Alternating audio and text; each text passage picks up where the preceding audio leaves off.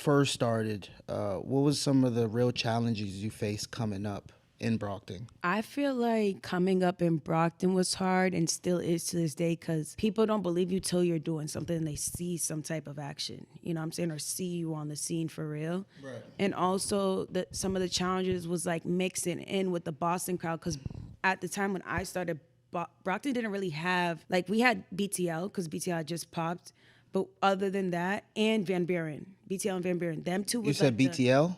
yeah. BTL, yeah. Okay. Band is the label. So that's Okay. Flea, Dalen, or Do the Fly, sorry. Okay. And EK. Okay. Yeah. So they was like, one group. Van Buren was one group. But as for females, I didn't see nobody putting on for real, until I started getting into the music scene and started meeting more female rappers, you know what I'm saying? But Right. I feel like, and I'm not saying nothing, but once I started rapping, I feel like I got shown love more, but it still wasn't, like nobody believed in me for real. They like, I don't know, it's weird. It's like they just want to make sure like, yo, if I'm about to support you, I know you're doing this for real. So they have to see it stamped first. Almost. Yeah. When did music first hit your life, like enter your life? Well, my dad had a band, so I always had music in my life. He would go play on the weekends or people's weddings, whatever the case may be, and I'd go with them.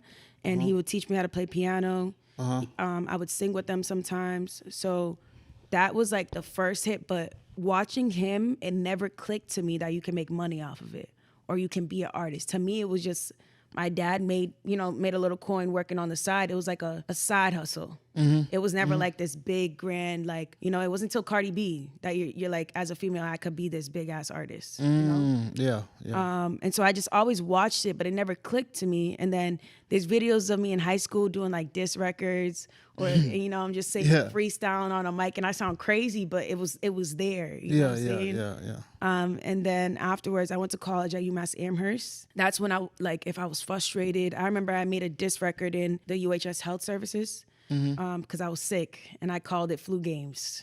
Clever. And then that was my friend's idea because she was like, yo, you made this in the freaking health services, you gotta call it Flu Games. And we had the cover art of Kobe, and is it Kobe that did the Flu Games? Well, no. No, it's not Kobe. It's Michael. Michael Jordan, yes, Michael, sorry. yeah. And yeah, the cover art was Michael Jordan. Look at me still not knowing my facts. Cut that out. Just kidding. But yeah, so stuff like that. And then finally 2020, that's when I really took it serious. So who influenced you early on that made your sound so unique? I feel like in the beginning, like my first couple records, it was either Cardi B, Meg Thee Stallion, Nicki Minaj. Like them to me, like they was spitting, but they was still like saucy and sexy, and I just appreciated those three sounds. And now more so I'm looking at like Lottos and Cardis, and those are like more of my influences. Still Cardi forever. And I know you had mentioned that you did a lot of remixes starting up. Do you remember the first song that you remixed? J. Cole, Lost Ones. J. Cole, and why was that? Could you break that down? I was heartbroken as fuck. And I was just sad. This was 6th grade. I don't remember the song, but I remember like just being sad as fuck. Okay, yeah. Somebody broke my heart, Yeah. and I made a remix to J. Cole, Lost Ones. Could you still find that song today? It's not recorded. It was like I wrote it and I just kept singing it. I think I might have took a video when I was a kid, but the first remix I actually recorded was a mix to Bodak Yellow, and then the other one was a beat on YouTube. How hard is it to get supported locally before outsiders start noticing? It's gonna take some time. Like it's gonna take you. I'm in my 5th year for real, and I feel like now, you kind of get stamped. Like no matter what, if people fuck with your music or not, like you're hustling. And so I think it's about consistency. I think it's about, showing up even when nobody's showing up for you, and it's pretty hard. Nobody's going to sit here and be like, oh my God, she's a rapper the first time. And if you did get that, good for you. But to me, I see things as like, as soon as you get it, the quicker you lose it, So I see things in longevity and legacy. And that's why I value my journey and how long.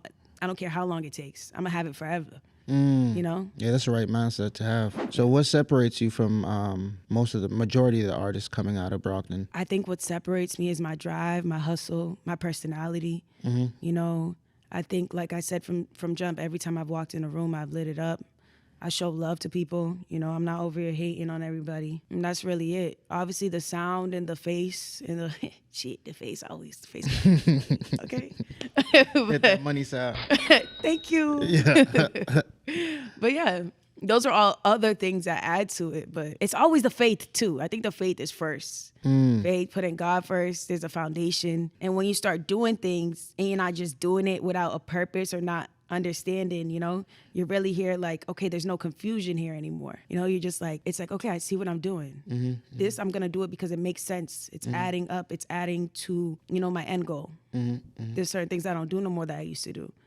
So, But what kind of like gives you faith? Because like faith doesn't come out of nowhere. what gives me faith is knowing that I don't make the decision. You know what I'm saying? Okay. What gives me faith is knowing that it's just happening for me. It's not to me or because of me, you know? If I wasn't meant for this, I wouldn't be put in as many rooms as I have been.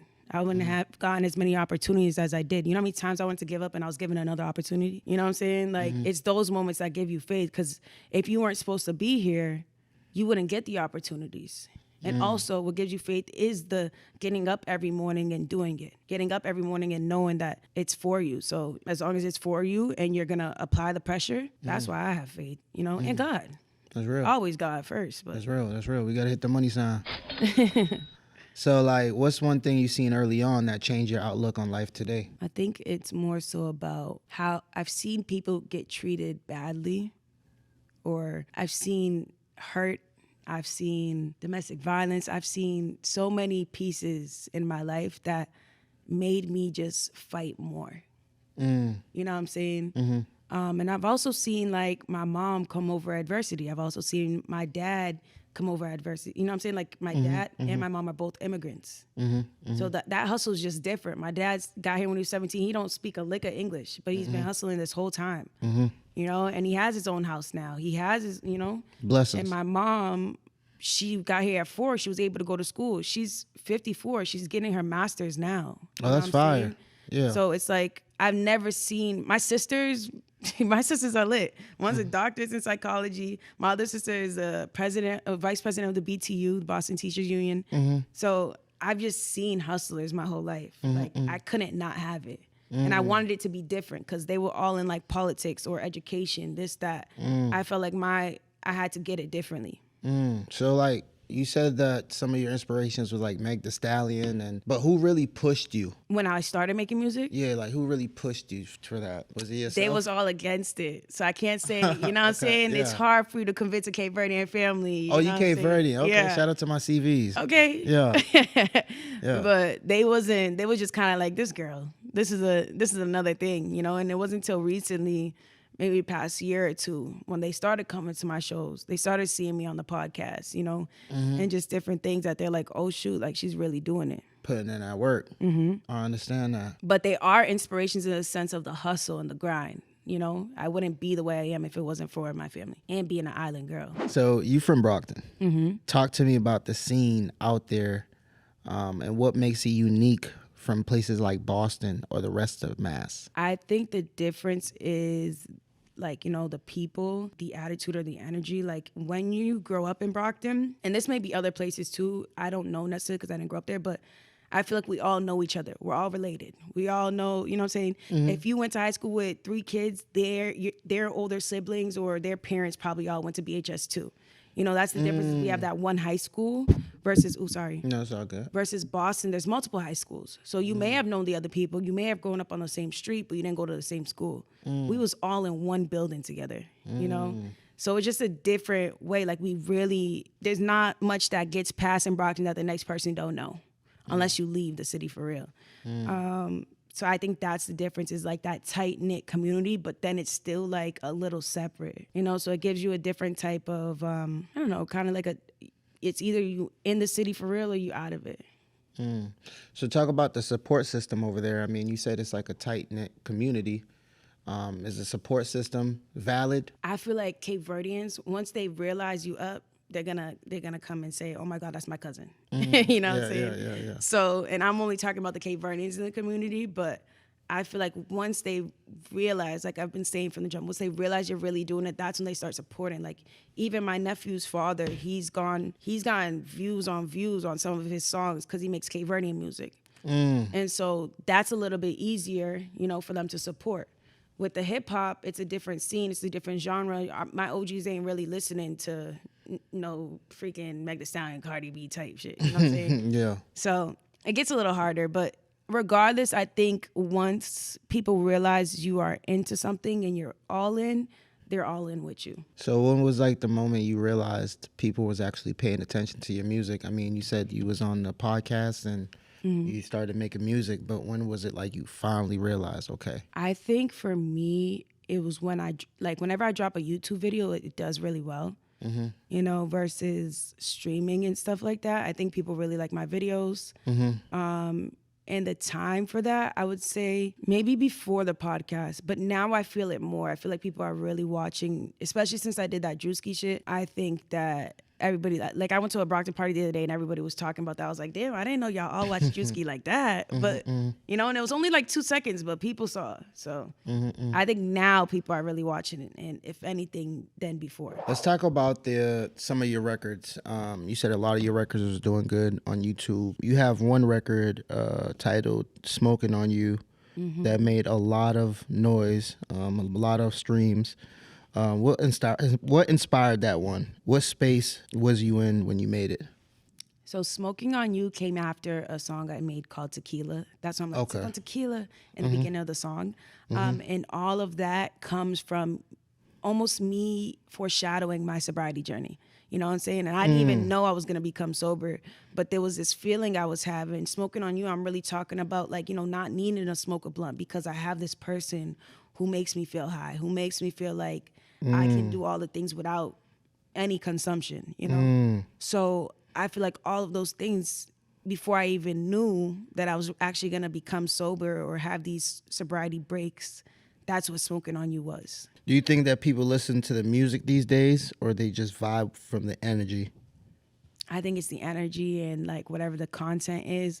But a lot of times, like there's some people who will be like, yo, I actually like heard what you said when you know what I'm saying? I'd be like, I appreciate you because I really value the writing process. And when you listen to my songs, I'm not just saying anything. Like I'm actually either telling you a story or there's something like underneath that, there's something for you to take out of it. But yeah, I think they all look for just the lit stuff. Whatever's gonna make them feel something for the moment. And what kind of energy or what kind of message, I should say, you trying to leave behind in your music when it comes down to it? I'm always trying to show growth and grace. You know what I'm saying? Even when I'm popping my shit and talking shit, I'm just like, I'm either coming from a place of like, yo, I've been this person who's only ever tried to grow. Maybe I may have fucked up in the past, but you over here, you hate me or you da-da-da-da. Like just reflective, I feel like, even when I'm talking shit. Let's talk on this For the Night record that hit 14,000 views. Congratulations on that, big numbers. Let's talk a little bit about that. Who shot the video? So Benji Films actually shot that video, and if you know Benji Films, he shot Cardi B's Red Bars. So Benji, that was my dog. He also shot my other music video, one of my first ones, to Real Naughtyy. And so we was just locked in, and he fucked with my music, so he came, and I went to New York for that one. With the song For the Night, though, I was really in a place of, and it's so weird because For the Night is like maybe 3 years before Smoking on You, but it's the same concept of being drunk, being high, and just needing something for the night. You know what I'm saying? And almost always chasing something else for that quick fix, that quick, you know what I'm saying? Whatever to make me feel good. Right. No, it's definitely a fire record. As far as a lot of your records, what do you want people to take from these records? I know you said the feeling part. Like, what do you want them to take from it? I want them to just see the transition. Like, I want you eventually, when I have that, you know what I'm saying? Because I don't think, and this is me just being real myself, I haven't had the hit record yet. When you hear that hit record, I want you to go back and see the growth of where I started to where I'm at now. That's all I look for when they take it all. It's just a regular person growing through life. That's all you have to take from it. So speaking on growth, we see a lot of artists get caught between music and personal life? How do you balance both? Every day is balance. You know what I'm saying? I think also it's get therapy, you know? Like, I think people be thinking like therapy is no point, or you have friends. Like, you just need one person to just tell your shit to. And they either have a way to ask you why you did those things. They question your reality, you know? Not a lot of your friends are gonna question your reality. They're either gonna hype up what you're saying or tell you not to do it at all. Like, they live your life. They don't live your life. So I think for me, balancing real life and music is just having a therapist. You know, stop drinking and smoking sometimes. Like, people really be thinking smoking helps their anxiety or drinking helps it. No, like, you need a moment of clear head, you know, just with God and just to yourself. And even if it's for a week, like, everybody needs that. And that's what works for me. So I don't know. That's definitely powerful. You ever feel pressure to move a certain way because of their environment? I used to, for sure. I think everybody, but once you step out of that, that's when you step in your bag. You know, there's no one doing it like me, and I don't expect to do it like them. You know, so it's just like, why would I feel pressured by what you're doing? There's been times where, you know, I'll see the minute you start looking at somebody else is when you lose sight of what you need to be doing. So I've kind of obviously been working through that, and that's why I am where I'm at. But obviously in the beginning, I think everybody feels that way. What's something that you learned the hard way? I think the one thing I learned the hard way is, like, not everybody's for you. And also, like, I allow people to enter my life, enter my space, and then I allow them to hurt me. You know what I'm saying? You know, and I feel like sometimes, even in sinners, like, you don't have to let the devil in every time. So it's like, just the hardest thing I had to learn was just being able to be like, whoa, you can't come in, you know? And just keeping people at a distance, because I want to give everybody the grace and believe they have the best intentions, but it's not always the case. So, like, what's one of the ways that you keep yourself grounded? I think it's those moments of solitude. And also, you know, I think a lot of things that I do, like, being grounded for me is also being humbled, you know? Like, aside from music, I am in the schools and I'm volunteering, and I'm, you know what I'm saying? Like, I'm still in my community. I be in Brockton almost 4 times a week, just with the kids at the schools. So I feel like things like that remind me of where I came from, remind me of who I am, and bring me back so I'm not too far into just the artistry and thinking I'm her and da-da-da, like, in church. Tell me a little bit about your circle. How do you keep your circle solid, especially in a small city where everyone don't want to necessarily see you win? My circle's a dot. A dot. I got my team with me, you know what I'm saying, and that's about it. Yeah. And it's like, I could walk in one space like this. That's how I do it, you know? Yeah, like, yeah. I'm not going too far. It's not big enough to be a circle. You know? Okay, yeah. And I'm okay with that, because, like I said, I like my solitude. Sometimes I'm scared of how much I like being by myself. So we're segueing into the education part. If a youngin from Brockton or anywhere else was watching right now trying to figure out life, what would you tell them? Take it day by day. Don't expect to have all the answers, you know, and also know that you know nothing. You know nothing at all. You think you know it all right now. Trust me, I did too. I done got kicked out over thinking I know it all. And I just think that is the biggest thing, is being able to go into every room with an open ear and to actually listen and not to listen to respond. You know, I don't think kids really do that nowadays. They have so much information being thrown